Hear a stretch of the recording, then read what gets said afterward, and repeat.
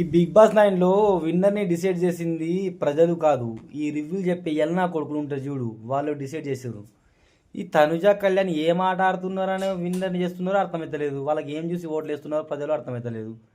ఈ రివ్యూ చెప్పే లుచ్చ నా కొడుకులు కూడా మొత్తం డబ్బా కొట్టుడే ఉంటుంది. వాళ్ళ వ్యూస్ కోసం ఎవడు ఫేమ్లో ఉంటే వాడిని డబ్బా కొడతారు ఈ కొడుకులు. ఆ? మారండి రా, ఎవడు బాగా ఆట ఆడితే వాడికి ఓట్లు వేయండి రా. ఎందుకు ఇలా తయారయ్యారు? మొత్తం గొర్రెలక్క తయారైందే మీరందరూ. మారండి. నాకు తెలుగు రాదు రా, తెలుగు వస్తే ఇంకా మంచిగా మాట్లాడుతూ మంచిగా వేసుకుంటూ, నాకు తెలుగు రాక నాకు కొంచెం ఇబ్బంది అవుతుంది. వీళ్ళ ఆట ఎవరికైనా నచ్చిందా వీళ్ళ ఆట? మీ బతుకులు చెడా, అది ఒక ఆటనా?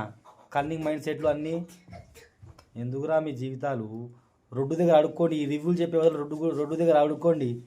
కొంచెం రివ్యూస్లో మంచి చెప్పే వ్యక్తి నిజాయితీగా ఉండాలంటే ఎవడంటే సీను 65, వాడు ఉన్నది ఉన్నట్టు చెప్తాడు.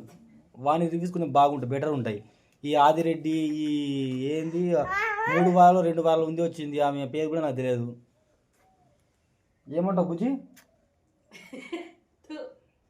నా బుజ్జి కూడా నచ్చలే.